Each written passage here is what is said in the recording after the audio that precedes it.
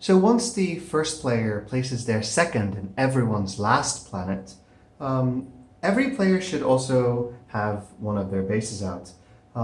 This base is indicative of their starting planet, and on this starting planet, they will also be able to distribute their starting forces.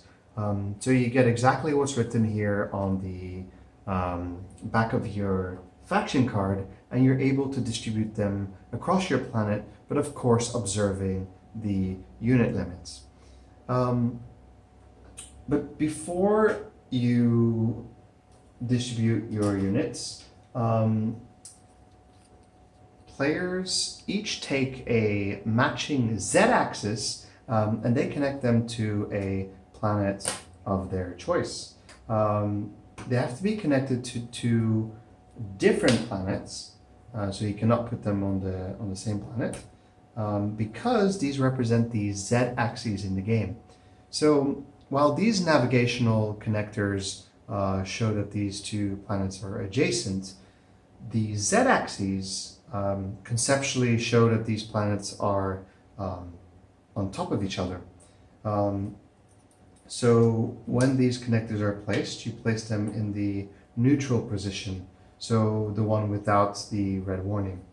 Connectors in the game, either the regular ones or the z-axis, indicate that units may move from one planet to the other if the player has a transport ship.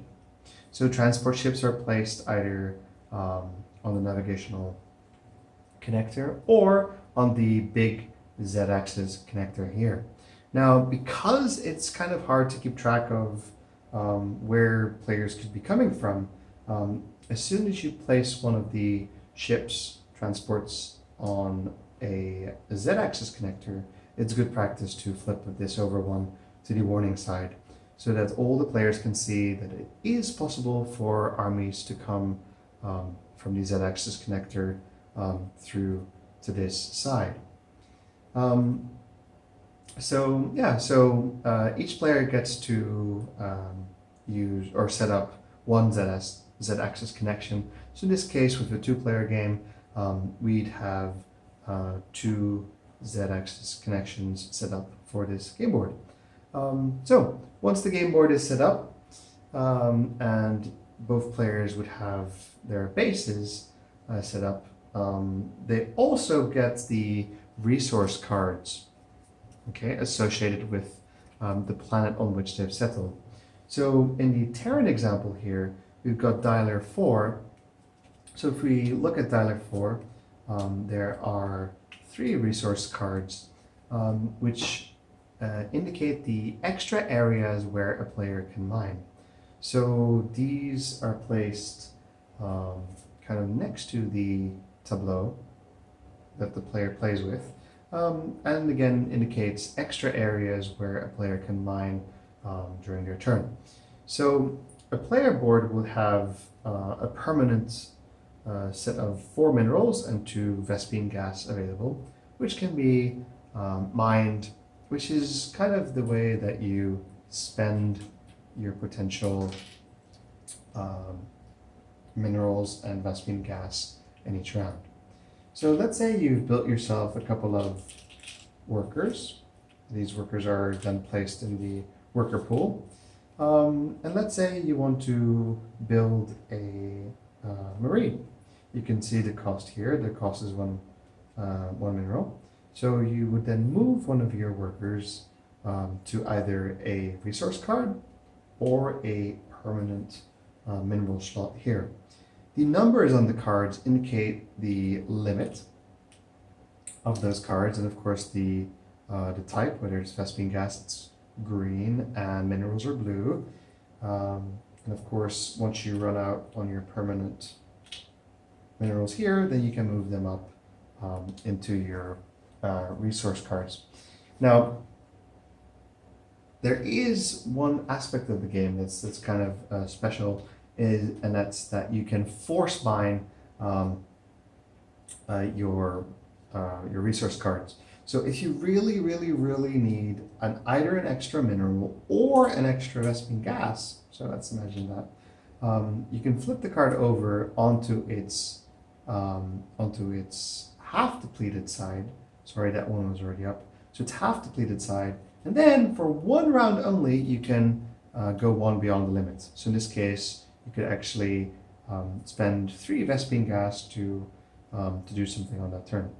Now, force mining actually would be hurting this area. So in this case, you flip the card indicating it for yourself that it's mined, but on the area, you place the green side of the marker up. This means that this particular area, the Vespene gas, is half mined, half depleted. If you do this a second time, a player does this a second time, it's flipped over to the red side, meaning that no player can use that area for any kind of resources. Your miners here are removed to the unavailable worker section, and the card is immediately removed to the box. So that's out of the game, can no longer be used. Of course, you can imagine that this is good for like boosting your economy, like once in a while, but of course it's of strategic importance if you do this in an area where your opponent has a strong presence.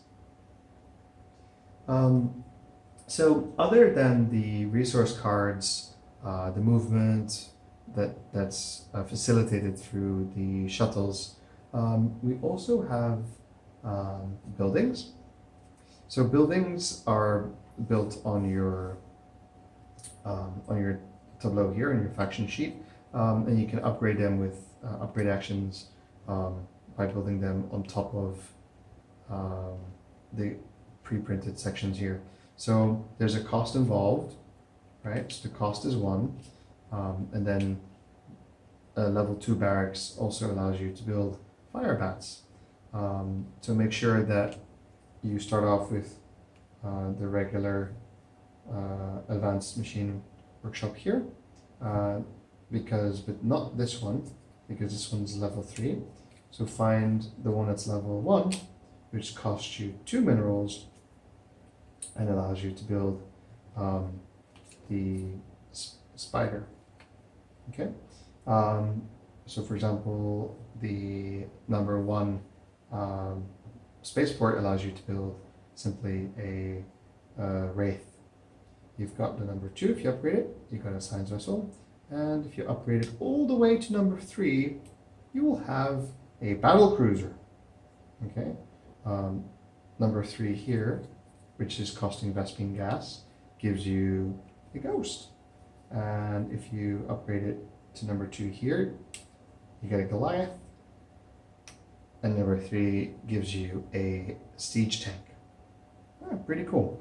But it takes you a couple of actions in order to actually upgrade these all the way. You also have combat cards, which you get 5 of initially. Terran players get 8 of them.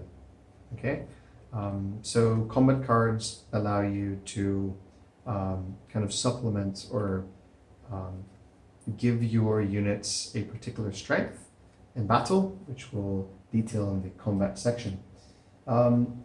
Notice that although they look very, very similar, there's also technology cards. And technology cards can be researched and then added to your combat deck. Technology cards are differentiated by the symbol here. So an example of a technology card would be a cloaking field. So if you were to purchase this or research it and spend the 2 Vespene gas, it goes into your combat deck, and if you play it in battle, your wraiths and your ghosts would gain a cloaking ability, or your ghosts would get the lockdown ability. And so each one of these technologies, defense matrices, irradiate, in-piece shockwave, they're all available here. The icon on the card tells you what unit this is for. As soon as you research it, you actually get all of the available ones that are of the similar type, and you put them into your combat deck, so that when you shuffle the combat deck, which you should do as soon as you get new technologies, it's possible that on the next turn you can actually draw them out. There's an explanatory text here which tells you exactly what kind of effect it has in the game. Other than that, you've got your miniatures, and you've got the event cards, right? So event cards also act as the game clock. So follow the rules in the book to set up your event deck, but there are 3 tiers. There's the stage 1 cards, which are the purple ones, the stage 2 cards, 2 planets, and the stage 3 cards, which is towards the end of the game. Stage 3 cards are a lot more powerful than stage 2, and stage 2 are more powerful than the stage 1 cards. Now, you can obtain these event cards by foregoing one of your orders. So for an example would be play in your area, you get a defensive strategy card. Whenever an opponent starts a battle against you, you may draw 2 additional combat cards. Oh, great. So those are the cards that we just looked at. So instead of having like 8 cards in your hand or 5, you can draw 2 more. Your combat card hand limit is increased by 1. Oh, great. And you get to draw 1 additional combat card.